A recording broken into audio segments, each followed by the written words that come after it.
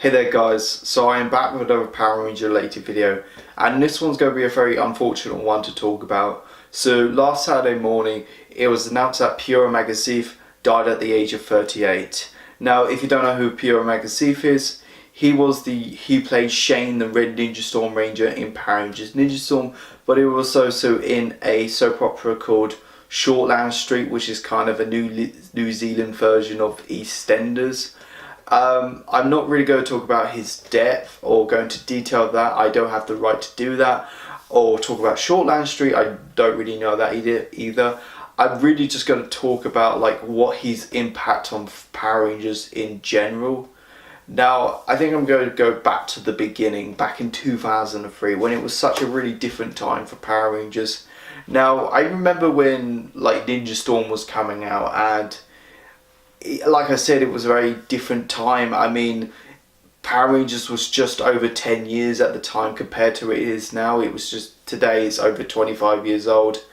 Now, Power Rangers Ninja Storm was going to be a very different series for what came before it. I mean, you may not think Ninja Storm was a big, you may not think Ninja Storm is a big series, big different series now, but it was kind of a big deal back then. I mean, this was going to be kind of a soft reboot to the franchise. It was going to be the first series to be owned by Disney. It wasn't going to be shoot in the US, it was going to be shoot in New Zealand. It was going to start with a 3-Ranger format rather than the 5-Ranger format. I mean, and the Blue Ranger was a girl and the Yellow Ranger was a guy. I mean, I know you think that's not really a big deal, but today, back then it was kind of a big deal because I think kids didn't really understand colours and general genders and colours and stuff like that.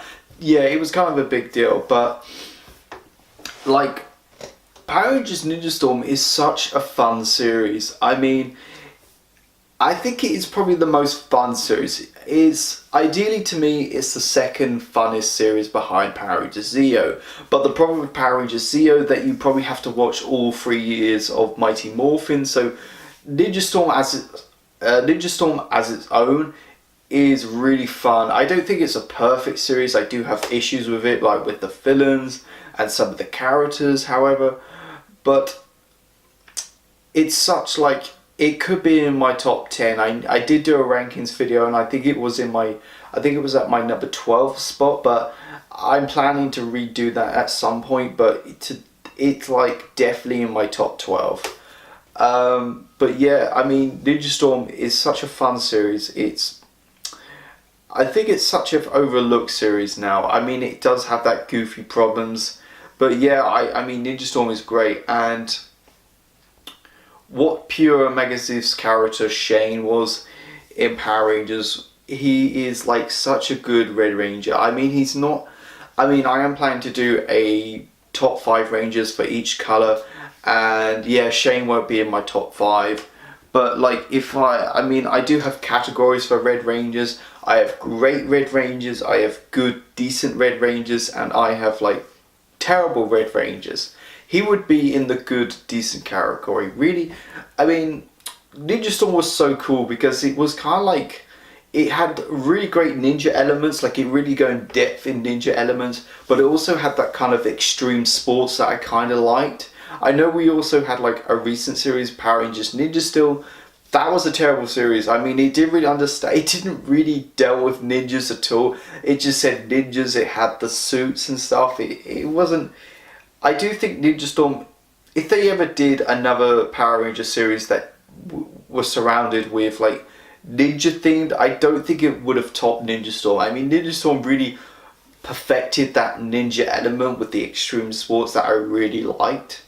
Now, Shane's character in Power Rangers was like such a down-to-earth person. He wasn't trying to be like the best of the best.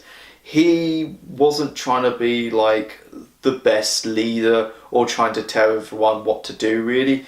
He was such a down-to-earth person, really. I mean, I kind of like the fact that yes, he had flaws in his character, like he was always late for like ninja class, but he also had the skateboarding stuff, and he also likes to run the sports store and stuff like that.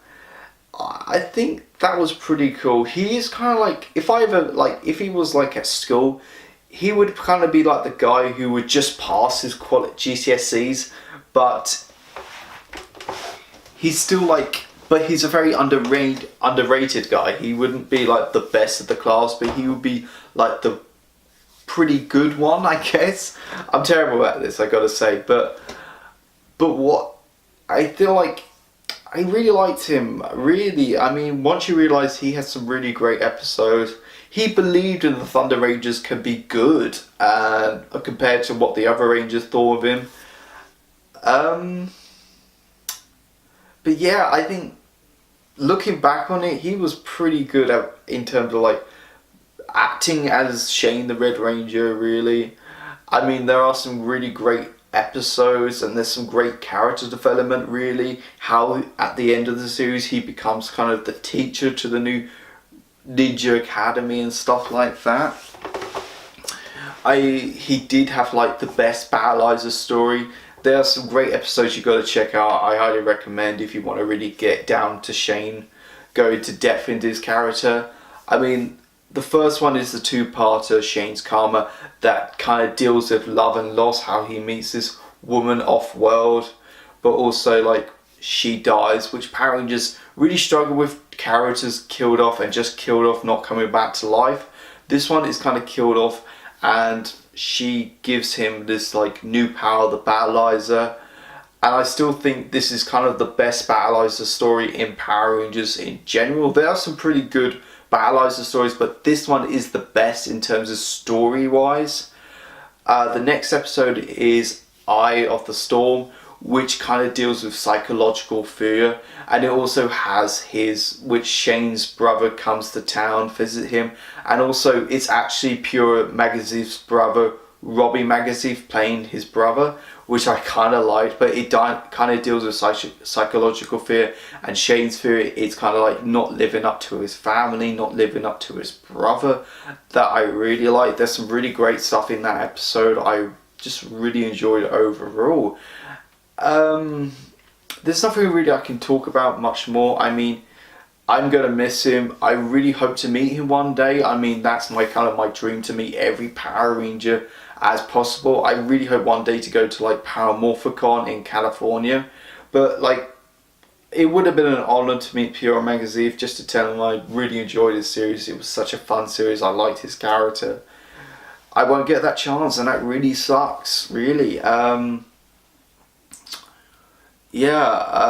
But overall, really, I'm gonna miss Pua Magasiva. I liked what he done to the Power.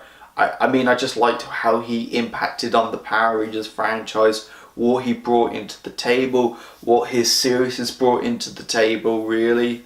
I mean, the chemistry with the other Rangers. I think all the Rangers in Ninja Storm are just so likable. I think some of the villains are really likable. I just like pretty much most of the characters. I mean, yeah, I mean, there's nothing else to go towards it, really. I mean, what else can I say? He was a really good Red Ranger.